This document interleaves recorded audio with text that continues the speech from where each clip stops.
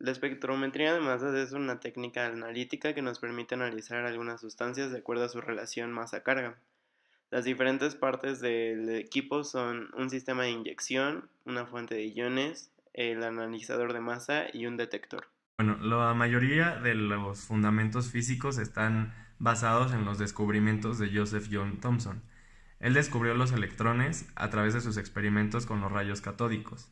En este diagrama tenemos el tubo de vidrio al vacío que él ocupó para sus experimentos. En el mismo se nota cómo se provee energía a dos piezas de metal que están adentro del tubo de vidrio y se da el rayo catódico que va en dirección lineal de acuerdo a su origen. Cuando él le agregó dos imanes, pudo notar que se desviaba el rayo catódico.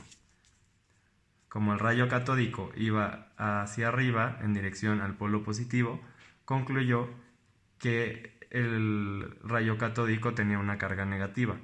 Ahora bien, cuando cambiaba las piezas de metal por otros metales diferentes, siempre obtenía el mismo resultado.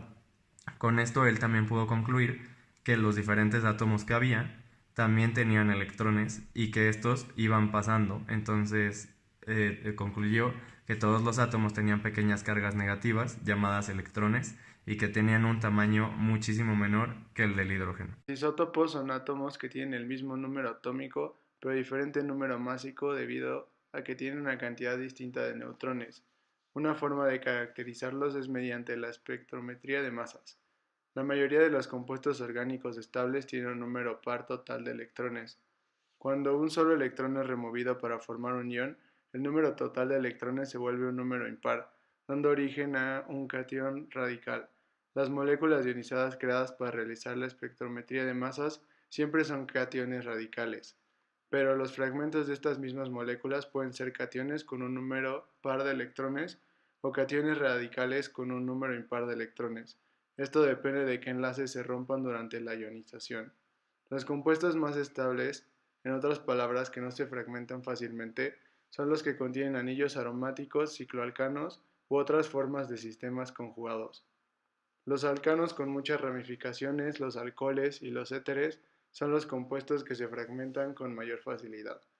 Los grupos funcionales con heteroátomos, es decir, cualquier átomo que no sea carbono o hidrógeno en una molécula orgánica, alteran los patrones de fragmentación. Esto se debe a que la ionización puede remover un electrón de un par libre de electrones. Siempre va a ser más fácil quitar un par libre de electrones que quitar un par de electrones que forman un enlace. Por otro lado, es importante mencionar el rol de los campos electromagnéticos en la espectrometría de masas.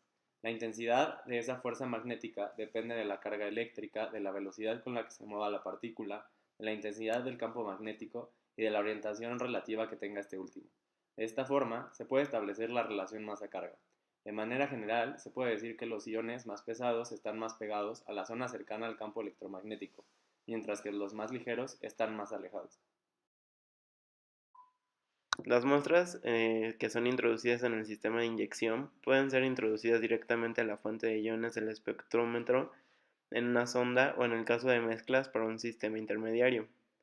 Una vez que la muestra se encuentra en la fuente de iones, las moléculas de la muestra se someten a ionización. Para ello, la sustancia es bombardeada con un rayo de electrones que tienen suficiente energía para romper la molécula.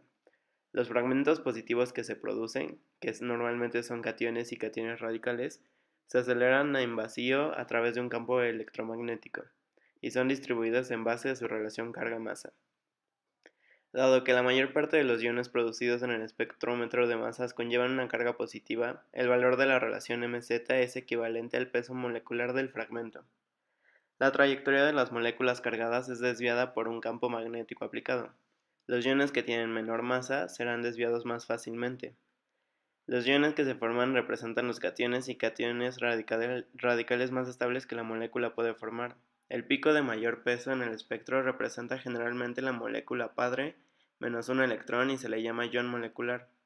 Comúnmente los picos pequeños aparecen por arriba de los pesos moleculares calculados debido a la abundancia de los isótopos naturales. En el proceso de detección, Solo un tipo de molécula ionizada llega al sensor de iones.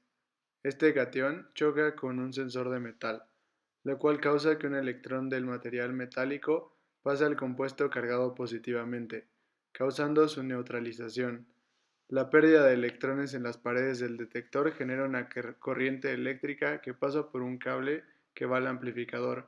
Finalmente, esta corriente es amplificada, grabada e interpretada como resultado. Una de las aplicaciones más importantes que se le da a esta técnica es la caracterización de iones e isótopos. Esto es importante en estudios climáticos donde la presencia de un isótopo es dependiente de la temperatura o en estudios geológicos para determinar la edad de un mineral basado en el isótopo presente. De igual forma, se puede aplicar para la detección de componentes en una muestra compleja. A partir de este tipo de estudios se les puede dar un enfoque cuantitativo o cualitativo y son rutinarios en mediciones de contaminantes ambientales o estudios farmacocinéticos, así como antidoping. Asimismo, se puede utilizar para la caracterización y secuenciación de péptidos. Previamente se hacen análisis de diferentes espectros de fracciones de proteínas y de esta forma se pueden hacer digestiones enzimáticas de péptidos muestra y de acuerdo con los residuos se puede realizar una espectrometría para conocer los aminoácidos que lo componen.